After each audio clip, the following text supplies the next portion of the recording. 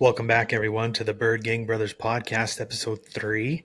As you could tell, both Tyler and I are well represented in our A.J. Brown Eagles black jersey. And to be honest with you, we didn't coordinate this at all. I showed up on the Riverside platform with the jersey on and saw Tyler as well. So, uh, same wavelengths. A.J. Brown, my goodness, Always open, baby. always open in those pink cleats. I think he said that he wears the colored cleats so his daughter can easily spot him on the field. So I thought that was pretty cool. That's it's awesome for a father to be doing that. It's they talked about not being able to, for her not being able to see or know where her father's at. So to show love by colored cleats, I think it's pretty awesome. Yeah, I thought it was kind of stupid that the league fined him for his cleats against the Buccaneers because I think they were like a neon green, Did something you, like that. did you hear how much those fines can be for cleats like that? If I remember correctly, it was like 12,000 Yeah, or it starts at like 7 or 8, something like that. That's what I heard. So it's pretty ridiculous that they're gonna fine him that much just for cleats. But for athletes. That's that's that's pocket change. change. Pocket change for us. That's a big deal. So, in regards to the creators of the music intro video that we have, the Blanks, they've got a Friday the 13th backyard concert at 6:45. Feel free to give them a follow. You'll be able to see those reviews and the videos post concert. But if you're able to show up, DM them for the address, and yeah, should be a good time. They are very talented, up and coming, or in the words of Deion Sanders, they're coming or they're here. So yeah, go ahead and give them some support. We're very grateful for the intro music video that they created for us. But all right, let's go ahead and get started. So, as most Eagles fans, we are all subscribers of the New Heights podcast with Jason Kelsey and Travis Kelsey. And in this last episode on Wednesday, Travis was discussing with Jason Jalen Hurts and having flu like symptoms and having to play through the game with the flu. And he was comparing it to Michael Jordan and how Michael was playing through the symptoms, pushed his team to a win, and then they got onto the topic of Jordan's shoes, and Jason Kelsey was like, if you lined up a bunch of shoes in front of me, I wouldn't be able to tell you which ones were which. And I think as brothers, you and I doing this podcast, similar to Travis and Jason doing a podcast as brothers, I'm more like Jason in that sense, and you're more like Travis because I can't name Jordan shoes. I know you can, and our other brother can. So I will say one piece of information that I did look up online is that since the beginning of the 2021 season, Jalen has worn Jordan 1s, Jordan 10s, 11s, and 12s. What it would be to have those types of shoes, a shoe person, sneakerhead as they call it. I've got too many shoes, but man, to have that option, to have them match your jerseys like that just makes the whole fit. The shoe, it just says everything about it. So Do you know how man, many? Do you know how many sneakers you got? I've lost count, but I do know I'm over 50. So that's all I can say about that. So we'll kind of Holy see cow! see where that goes, but that's where I'm sitting right now.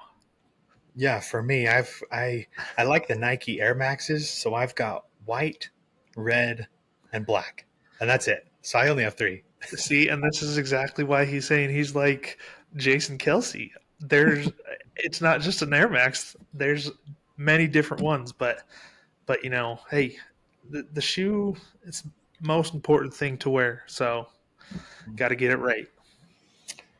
So Jalen is looking up is the third quarterback on a Jordan deal. And I got to thinking about that tonight. I was like, man, Jalen Hurts in the offseason has become rich. Like we've got a Hulu deal, we've got Hulu we've has got live the sports. Jordan deal. What? Hulu has live sports. Hulu has live sports. So, man, rich man for sure. Uh, the other thing, so I'm loving podcasts. I think listening to podcasts as we work has gotten me into the hype and the enjoyment of doing a podcast with you. I think it's just fun to talk about the Philadelphia Eagles. But one in particular that I am really enjoying now is Pat McAfee. He's quite funny. I just love the cool, calm, and collected and just relaxed tone in which he talks with his team. But his job is to watch sports, which I thought that was interesting. I, we sit back and we're like, I would love to do sports for a living, but then I thought, I know he just had a girl, I know he's got a wife. How would that affect your family? You know, I look I look at my family already and how involved we are in sports, whether that's the Phoenix Suns, the Philadelphia Eagles, the Utes, the Aggies. We watch sports so much, and sometimes maybe our wives wish we wouldn't watch as much. And so I just wonder, in regards to these people watching it all the time and games mostly being played at night, how that affects the family. So I don't know, just a random thought. You know, for me, back in when COVID was a big thing, I got a little glimpse of heaven when I was with my wife. We were both sick, and we spent the entire Sunday watching NFL football. And man, I got to say that was the best thing ever. But unfortunately, the wife didn't really like that as much. But it definitely gives you a bigger perspective. Like, not only does Pat have his own show, he's an analyst. You see him every Saturday morning on On College Game Day, that's College right. Game Day. Don't necessarily love his takes, but I mean, the dude stays busy for sure. Yeah. So I don't know. Just big shout out to those podcasters. I love listening to McAfee and obviously the New Heights with Jason and Travis Kelsey. Um, Question for you. You don't know it's coming, but it's an interesting take, and I didn't think about it till today.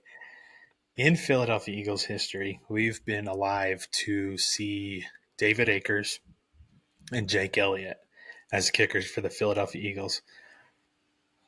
Who, in your opinion, is the better kicker? Who's your favorite? Would you pick Akers or would you pick Elliott? It's based off of. I mean, my whole life I've been a Philadelphia Eagles fan, but to analyze the game as much as I am now, I've got to go with Jake Elliott solely on the fact that I'm growing up watching him play. Yeah, I saw highlights here and there of Akers. Love the the trolling of the Cowboys at the draft. Those types of things. Amazing guy, but just based off of what I've watched, I got to go with my man Jake. He's got that one for me. What about you? He is clutch. I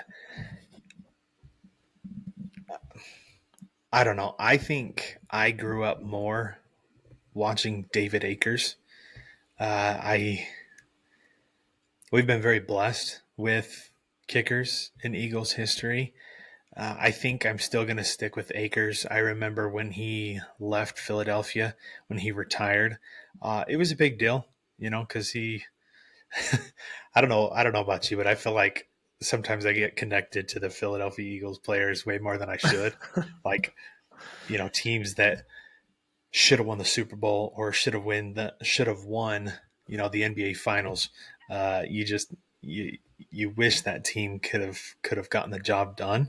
Um, but yeah, I probably say David Akers. I did want to compare stats because someone threw out the fact of Justin Tucker versus Jake Elliott. Jake Elliott getting on to his level. So I want to do a little bit more research on Justin Tucker, the Baltimore Ravens, and Jake Elliott for sure. Um, let's go ahead. We're going to wrap back around actually to the brotherly shove, previously known as the tush push, which I don't know who came up with it, but someone last week threw out brotherly shove and it stuck. I hear everyone use brotherly shove now, and I think it's more fitting because of Philadelphia and the city of brotherly love. So I kind of like the name brotherly shove, but we'll wrap back around to that. Uh, did want to talk about the Utes for a little bit. I know this is a Philadelphia Eagles podcast, and there's definitely Utah Utes on the Eagles. Britain Covey being one of them for sure.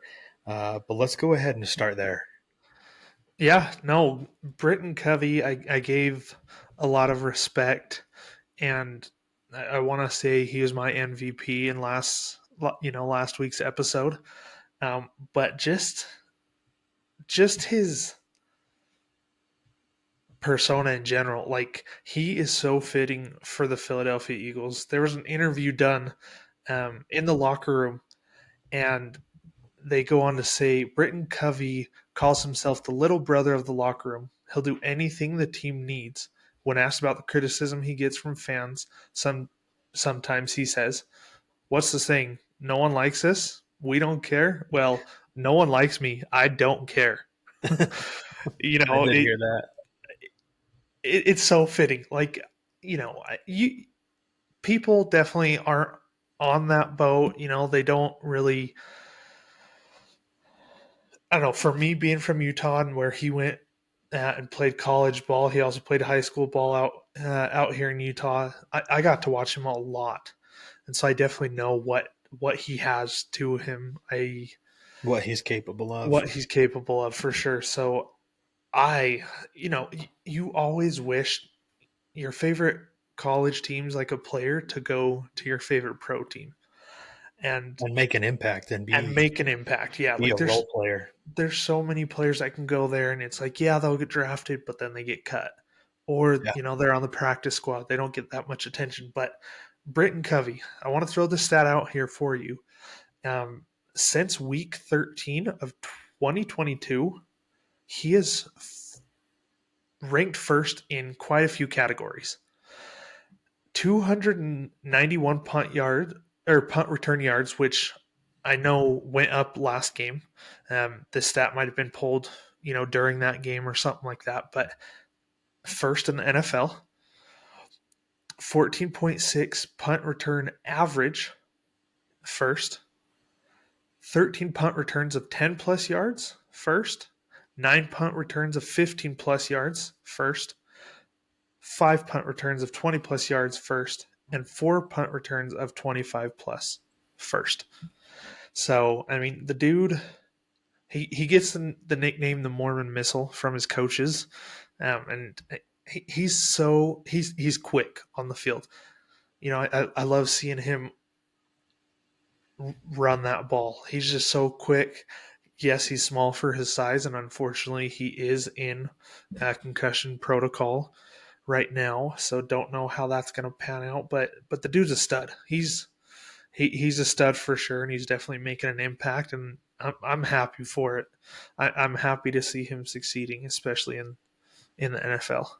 Even if he doesn't line up in the slot in most plays alongside A.J. Brown and Devontae Smith, special teams is equally as important. The ability to set your team up on a shorter field is something big for Nick Sirianni and Michael Clay. I mean, you see him freak out with excitement these last two games because of what Britain Covey has done. So I'm super happy for the kid.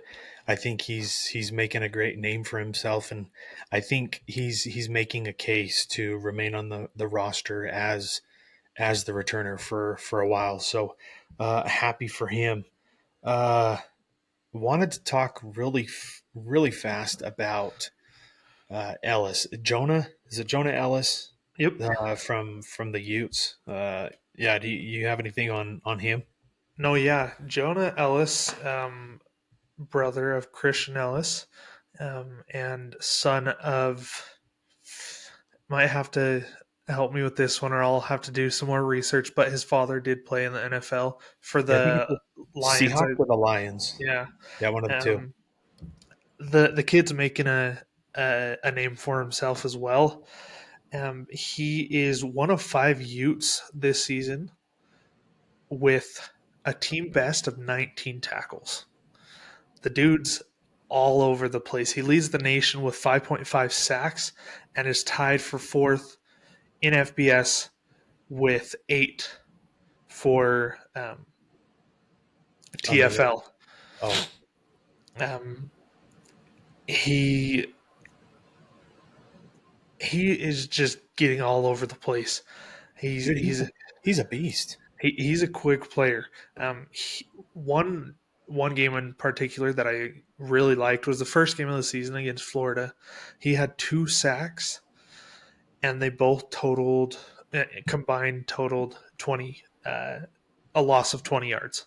Okay, Like nice. the dude gets places, and it was exciting to see because there were scouts at that game, Yeah, and for Philadelphia. yeah, for Philadelphia, and And the I guarantee you, Christian Ellis maybe put a word in. I mean, obviously, scouts do their job; they know what they're doing. But Christian Ellis pointing out his brother playing for Utah to keep an eye on him. Yeah, it was impressive. no, yeah, his second to last game against UCLA, he had 5 tackles for loss, which tied fourth most in program history and the most in pack or the most by a Pac-12 player since 2021. So, I mean, the He can dude ball. is a force to reckon with for sure. So we'll kind of watch him, see how his season goes, and never know when he declares for the draft. If he does, it might be a prospect we continue to look at for the Eagles. You never know. Yeah, well, you got Braden Ellis too for the Falcons. Let's go ahead and just like feed off of that really quick as we move into the game recap. On the defensive side of the ball, you talk about tackles for a loss, and Howie, you're a wizard, Howie. But Howie is a genius at finding diamonds in the rough. We picked up late Zach Cunningham, who leads the Philadelphia Eagles in tackles as a linebacker. And then you've got Nicholas Marrow. Nicholas Marrow coming over from Chicago, having played with Sean Desai in the past. He got 3 sacks yesterday. Let me really fast pull up his stats. So I've Zach, got him. I've got him right here for you. I'll save you some time. okay, The dude, I swear, it's like when the defense was out there, it's almost like that was the only name I was hearing it was Morrow on. or Cunningham. Yeah, was Morrow or Cunningham. Morrow had 11 tackles, 3 tackles for loss, 3 sacks, and 3 quarterback hits. And I believe I could be wrong on this. He may have had a forced fumble. I can't remember. It may, if he did, it may have been in the end zone when Brian Johnson Jr. or no Brian Robinson Robinson Jr. Jr. fell on the ball. Which those two plays, Terrell Edmonds got to catch that interception, and that forced fumble. Those are two prime opportunities for you to change the momentum of the ball game and not allow them to go up 14-7. Really quick, I'll top you on that. Zach Cunningham didn't get any sacks, but three total tackles. He's flying all over the field. Now, one thing that's been a hot topic this week is Nakobe Dean. Nakobe Dean's going to be coming off of IR, and these two are playing fantastic. You're not going to put Nicholas Marrow back onto the practice squad, so it'll be interesting to see what they do with Nakobe Dean. But yeah, no, I staying kind of on that defensive side of the ball. It was impressive to to say the least. Um, we're always going to talk about Jalen Hurts, whether it's for an extended period of time or briefly on the podcast. I feel like this was Jalen Hurts' best game. Let me go back to that really quick. So Jalen Hurts, 25 of 37 for 319 yards with 2 touchdowns, no interceptions. So great with not turning the ball over. I will say that I was a little concerned on the amount of overthrows that I saw, whether that was to A.J. Brown, Devontae Smith, Dallas Goedert. It just seems like he's overthrowing the ball right now so much. But It's definitely something to know. Like again, we'll talk about the many weapons that Philadelphia has, and it's difficult to give everyone a shot at getting the ball. But there were several plays that I saw. There were quite a few players that were open down the field, and Jalen, whether it was the play calling by Brian Johnson, which has got to get better. it's got to get better. But I think it is improving game by game. Yes, it is. It definitely is improving. I will say it was really questionable on the third and long. There's like a third and 10, third and Third, 11, third and 11. and he gave the ball to Gainwell. Yep. And I mean, I don't know the outcome of that, drive would have been if they would have got the first, if they would have scored, but that could have been what saved you from not going into overtime. That you think of little plays here and there, and like I agree, I definitely agree with you. He is getting better, but there still needs to be work done. No, for But sure. with that being said, I've never been a quarterback. I don't know what it's like in a game. I don't want to criticize, judge him, but I did see a lot of players down the field that were open, and Jalen Hurts just wasn't connecting with.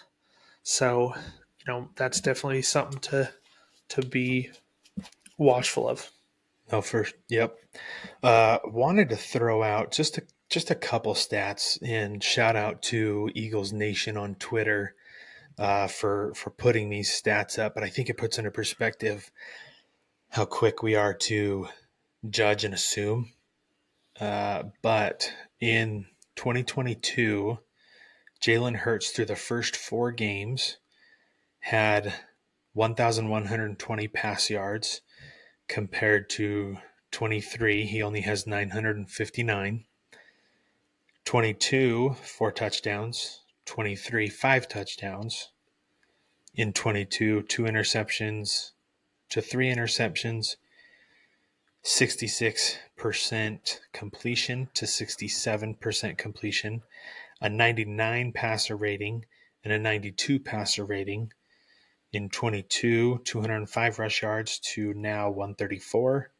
And then in 22, 4 rushing touchdowns to 3 touchdowns. So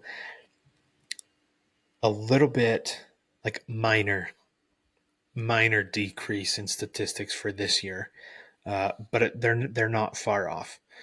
So 4-0 in both games through the first 4 games.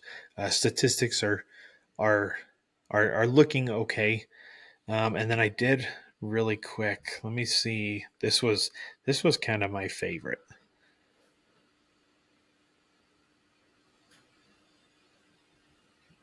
Sorry, guys.